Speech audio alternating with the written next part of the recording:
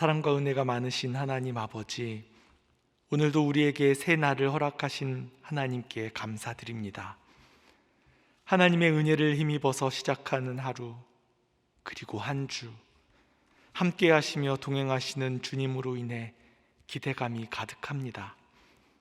오늘도 또 어떤 일 가운데 우리 주님의 도우심을 경험하게 될지, 또 간절한 소망을 담았던 기도의 제목이 어떻게 응답될지, 모든 일 가운데 하나님의 간섭하심을 깨닫게 하시고 오직 그 은혜를 감사하며 주님께만 영광 올려드릴 수 있도록 도와주옵소서. 절기는 입동을 알리고 예보는 비와 함께 날이 추워진다고 합니다. 해마다 찾아오는 절기와 때마다 반복되는 계절이지만 그 속에서 한결같이 일하시는 우리 하나님을 봅니다. 신실하신 주님의 사랑이 우리를 향하고 계심을 다시금 깨닫게 하옵소서.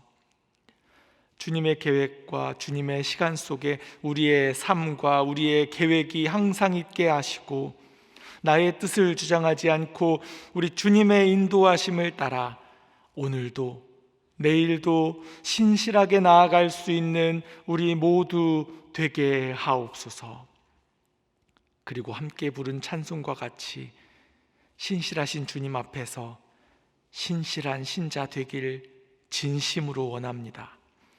진심으로 사랑하고 진심으로 거룩하며 진심으로 전심으로 예수님 닮기 원합니다. 비록 연약한 자리에 머물러 있지만 이 부족한 죄인의 모습을 계속해서 반복하지 아니하고 믿음은 더욱 자라나고 성품은 더욱 예수님 닮아가는 은혜를 주옵소서. 은혜로 오신 주님, 우리 성도들을 위해, 우리 성도들의 믿음을 위해 기도합니다.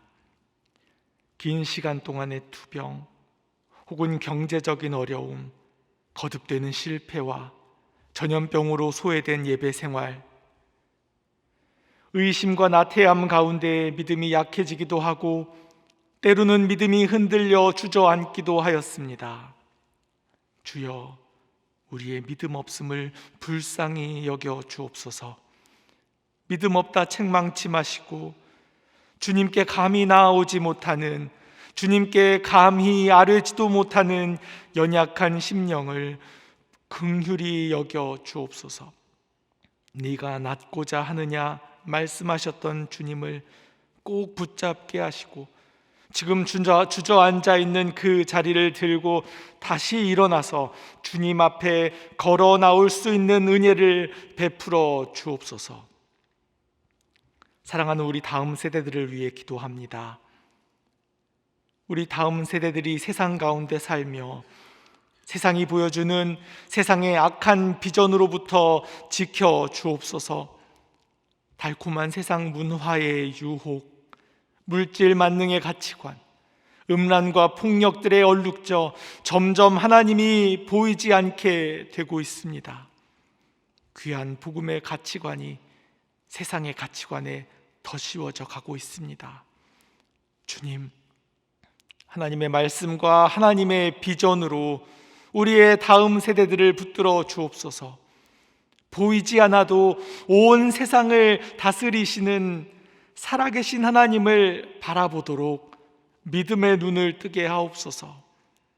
영적인 분별력이 자라나 하나님께서 싫어하시는 것과 하나님께서 기뻐하시는 것을 분별하게 하시고 하나님을 경외하고 섬기며 하나님의 영광이 삶의 목적이 되도록 세상으로부터 지켜 주옵소서. 나아가 그리스도의 군사되어 이 세상을 변화시켜 나아가게 하옵소서. 모든 병을 고치시는 하나님, 우리 환우들을 위해 기도합니다. 오늘 심장 스텐트 시술을 받으시는 권사님이 계십니다. 지난 3월 시술 후에 다시 받게 되는 수술입니다. 모든 과정에 함께 해주시고 수술 후 온전하게 회복되며 더 이상 혈관이 막히지 않도록 권사님의 생명을 지켜 주옵소서. 불치의 병으로 고통 중에 있는 성도들이 있습니다. 사람의 손으로 치유가 불가능하다는 선고로 크게 낙심이 됩니다. 그러나 주님, 오히려 약할 때 강함 되시는 살아계신 하나님, 전능하신 하나님을 체험할 수 있는 줄로 믿습니다. 이로 인해 주님께 더욱 가까이 나아가는 은혜를 주옵소서. 간절히 낫고자 합니다. 기적을 소망합니다. 병의 근원이 사라지게 하시고 병으로부터 놓여 건강하게 하옵소서. 함께 간병하는 치유를 구하는 가족들이 있습니다. 실망치 아니하고 하나님을 바라보게 하시며 이로 인해 오히려 가족들과 사랑과 믿음으로 더욱 하나 될 수 있도록 도와주옵소서. 그리하여 하나님의 은혜를 증거할 수 있도록 치유의 은혜를 베풀어 주옵소서. 이 시간 주님의 지혜를 구하며 말씀 앞으로 나아갑니다. 하나님의 말씀으로 우리의 삶을 인도하여 주옵소서. 말씀 의지하여 오늘도 승리하며 살게 하옵소서. 예수님의 이름으로 기도드립니다. 아멘. 하나님께서 오늘 우리에게 주시는 말씀은 잠언 6장 20절부터 35절까지의 말씀입니다. 잠언 6장 20절부터 35절까지의 말씀을 함께 봉독하겠습니다. 내 아들아, 내 아비의 명령을 지키며 내 어미의 법을 떠나지 말고 그것을 항상 내 마음에 새기며 내 목에 매라. 그것이 내가 다닐 때에 너를 인도하며 내가 잘 때에 너를 보호하며 내가 깰 때에 너와 더불어 말하리니 대저 명령은 등불이요 법은 빛이요 훈계의 책망은 곧 생명의 길이라. 이것이 너를 지켜 악한 여인에게 이방 여인의 혀로 후리는 말에 빠지지 않게 하리라. 내 마음에 그의 아름다움을 탐하지 말며 그 눈꺼풀에 홀리지 말라.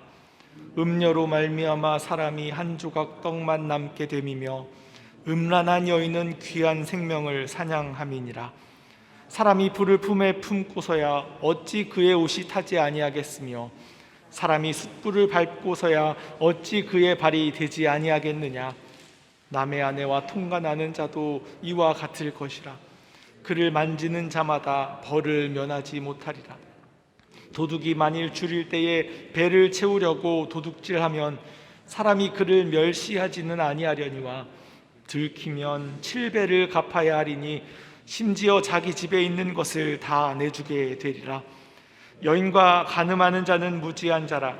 이것을 행하는 자는 자기의 영혼을 망하게 하며 상함과 능욕을 받고 부끄러움을 씻을 수 없게 되나니 남편이 투기로 분노하여 원수 갚는 날에 용서하지 아니하고 어떤 보상도 받지 아니하며 많은 선물을 줄지라도 듣지 아니하리라. 아멘. 오늘도 잠언의 말씀을 통해 하나님의 지혜를 알게 되는 복이 있기를 바랍니다.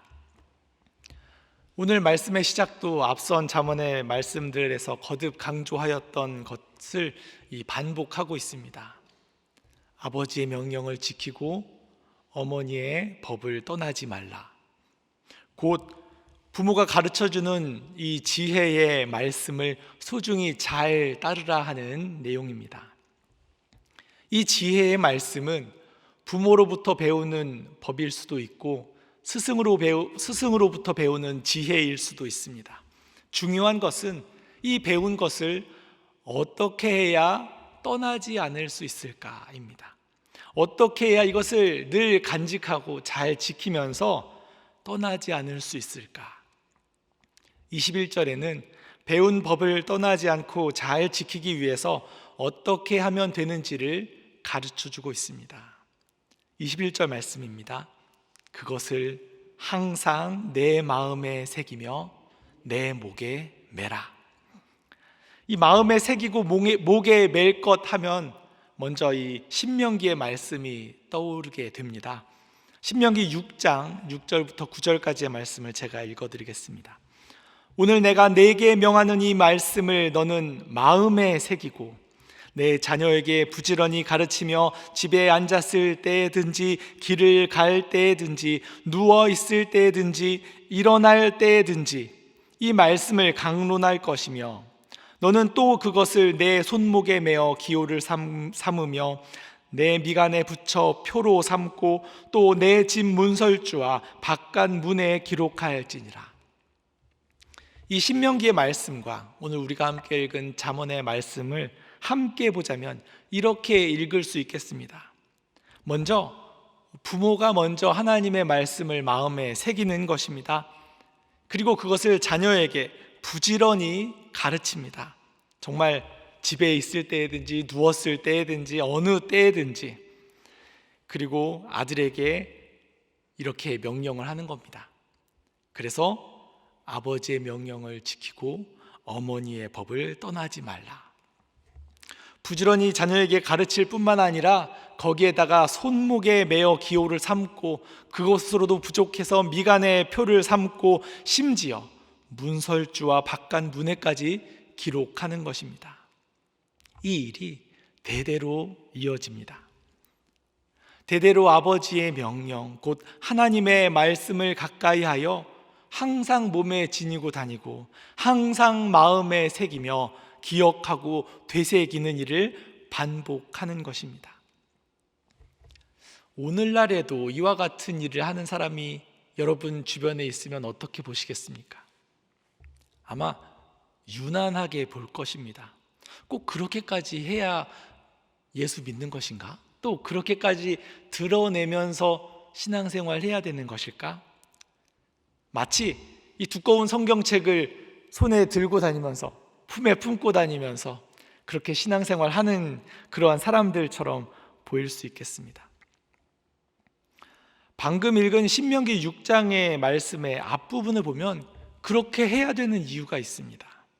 신명기 6장 4절부터 5절까지의 말씀입니다. 이스라엘아 들으라, 우리 하나님 여호와는 오직 유일한 여호와이시니 너는 마음을 다하고 뜻을 다하고 힘을 다하여 내 하나님 여호와를 사랑하라. 그리고 이어지는 말씀이 그것입니다. 하나님을 사랑하기 때문입니다. 하나님을 사랑한다면, 유일하신 여호와 하나님을 사랑한다면 마음을 다하고 뜻을 다하고 힘을 다하여 하나님을 사랑하기 때문에 이 소중한 하나님의 말씀을 소중하게 지켜 행하기 위해서 그렇게 유난스럽게 행하는 것입니다. 그래서 마음에 새기는 것입니다. 그래서 자자손손 그 말씀을 지키도록 가르치고 또 가르치고 문에도 새기는 것입니다. 이것은 보이기 위함이 아닙니다. 사랑하는 하나님의 말씀을 잊지 않기 위해서, 항상 하나님의 말씀을 떠나지 않기 위해서 손목에도 메고 미간에까지 심지어 문설주와 바깥 문에까지 기록해 두는 것입니다. 그러므로 주의 말씀을 사랑하기 때문에, 그리고 더욱 사랑하기 위해서 주의 말씀을 가까이 해야 함을 기억하시기 바랍니다. 또한 오늘 잠언의 말씀은 하나님의 말씀에 지혜가 담겨 있어 더욱더 중요한 의미를 한 가지 부여하고 있습니다. 우리 22절의 말씀을 함께 보겠습니다. 그것이 내가 다닐 때에 너를 인도하며 내가 잘 때에 너를 보호하며 내가 깰 때에 너와 더불어 말하리니, 주의 말씀이 너를 인도할 것이다. 주의 말씀이 잠잘 때도 보호하여 준다. 깰 때에도 더불어 말하게 하신다. 이렇게 말씀하고 있는 것입니다. 이 마지막 부분에 대해서는 새 번역에서는 이렇게 번역하고 있습니다. 말벗이 되어준다. 주의 말씀이 너의 말벗이 되어줄 것이다 라는 것입니다. 항상 가까이 하고 몸에 붙여주는 말씀이 내가 주를 사랑하는 그 사랑의 표현이고, 내가 주를 사랑하는 것을 기억하고 또 사랑의 마음을 더욱 강하게 하기 위한 액세서리가 될 뿐만이 아니라 인도와 보호의 기능을 하고 심지어 말벗으로 외롭지 않도록 동행하여 주시는 그런 역할까지 하고 있음을 말씀하고 있는 것입니다.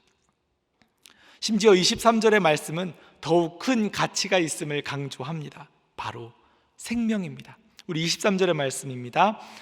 대저 명령은 등불이요 법은 빛이요 훈계의 책망은 곧 생명의 길이라. 어둠 가운데 빛으로 또 죽음 가운데 생명의 길로 인도하시는 하나님의 말씀입니다. 그래서 이 지혜의 말씀은 인생길에서 큰 도움이 됩니다. 없어서는 안 되는 필수품입니다. 내가 좋아서 가까이 하고 또 그러면 하나님이 좋아하시니까 복을 주시니까 가까이 하는 것도 좋지만 삶을 살아가는 데 있어서 큰 도움이 되는 지혜가 바로 여기에 담겨 있기 때문에 이 잠언의 말씀이 우리에게 소중하다는 것입니다. 하나님의 말씀을 사랑하고 또 사랑하기 위한 일이고 심지어 이렇게 좋은 지혜 또 이렇게 좋은 하나님의 말씀이라면 굳이 강조하지 않아도 가까이 할 것이고 굳이 강요하지 않아도 늘 가까이 읽고 또 읽을 것이다 라고 생각이 됩니다. 하지만 강요를 하고 거듭 강조해야 하는 까닭이 있습니다. 바로 악한 여인, 음녀 때문입니다. 우리 24절부터 26절의 말씀입니다. 이것이 너를 지켜 악한 여인에게 이방 여인의 혀로 후리는 말에 빠지지 않게 하리라. 내 마음에 그의 아름다움을 탐하지 말며 그 눈꺼풀에 홀리지 말라. 음녀로 말미암아 사람이 한 조각 떡만 남게 되며 음란한 여인은 귀한 생명을 사냥함이니라. 이 생명의 길로 인도하시는 지혜가 있다면 죽음의 길로 인도하는 악한 여인이 등장합니다. 항상 가까이에 달콤한 유혹이 있어 죽음의 길에 빠지게 만듭니다.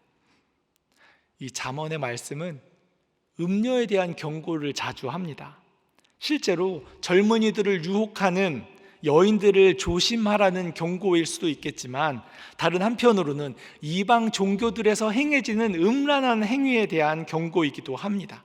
그래서 하나님을 떠나 다른 신을 섬기게 되는 길이 되는 것이기 때문에 죽음의 길입니다.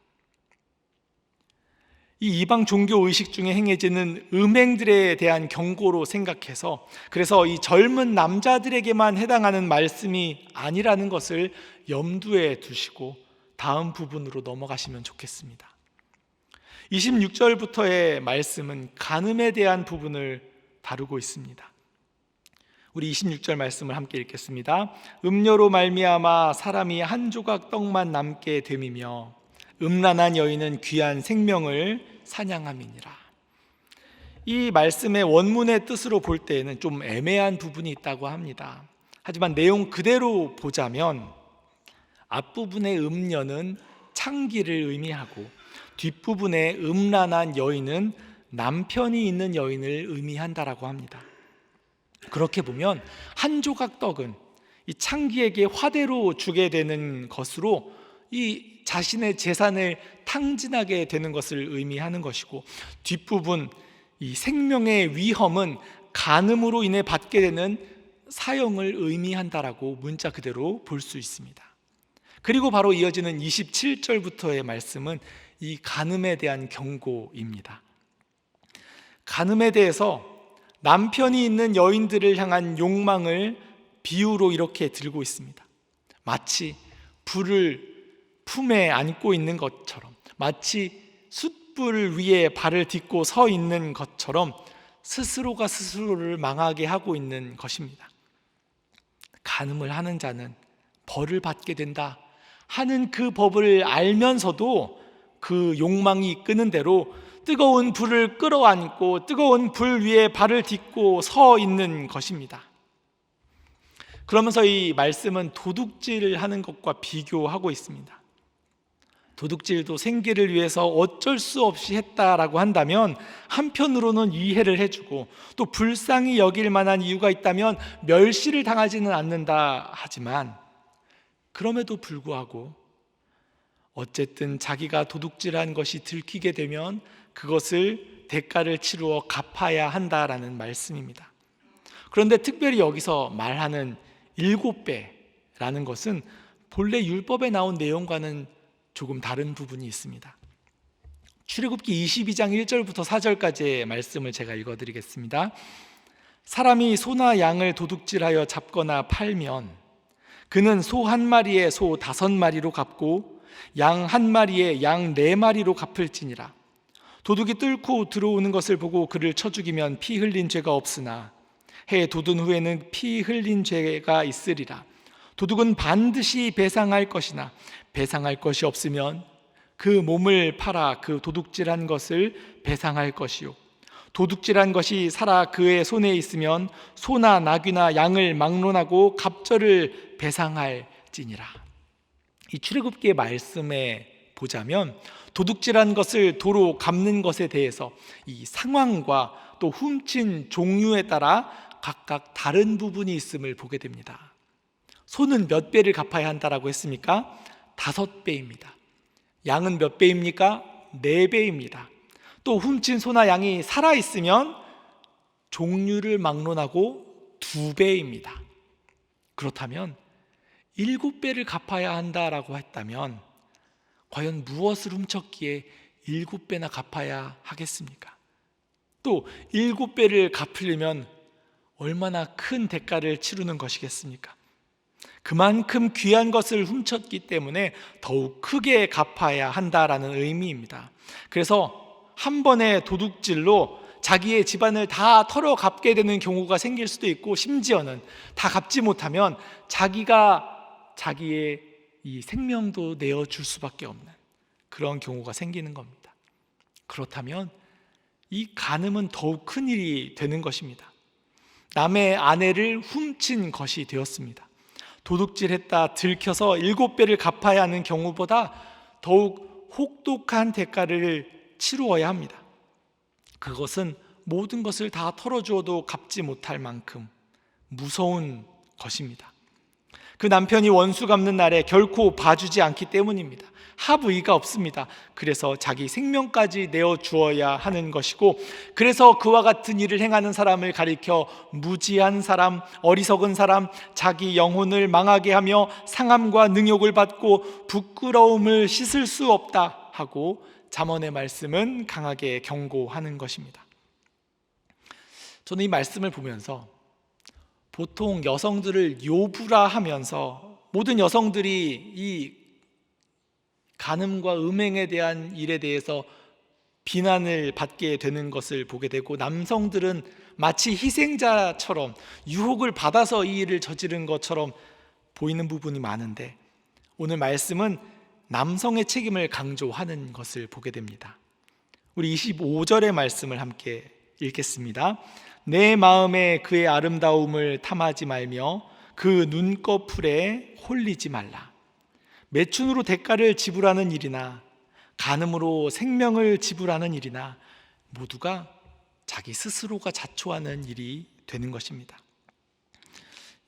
멸망의 길인 줄 뻔히 알면서도 그러한 길을 가는 사람, 그러한 모습을 오늘 이 말씀을 이 그림으로 떠올리면서 여러분의 마음에 새길 수 있으면 좋겠습니다. 불을 끌어안고 있는 것을, 숯불 위에 발을 올리고 있는 그러한 장면을 떠올려 보시기 바랍니다. 죄 가운데 살며 심판의 길, 죽음의 길로 나아가는 사람의 모습이 꼭 이와 같습니다. 이 먹음직도 하고 보암직도 하고 지혜롭게 할 만큼 탐스러워 보인다는 이유로 먹는 날에는 반드시 죽으리라 하셨던 그 열매에 손을 대고 마는 것이 어리석은 사람입니다. 재산을 털리고 생명과 영혼까지 다 털리면서도 음행에 손을 대는 것이 사람이고, 자신만 태울 뿐만 아니라 그 불로 다른 사람까지 태워버리고 마는 것이 사람의 욕망입니다. 얼마 전에 기사에 위드 코로나 시행 첫날 음주운전자 299명이 적발되었다라는 제목의 기사를 보았습니다.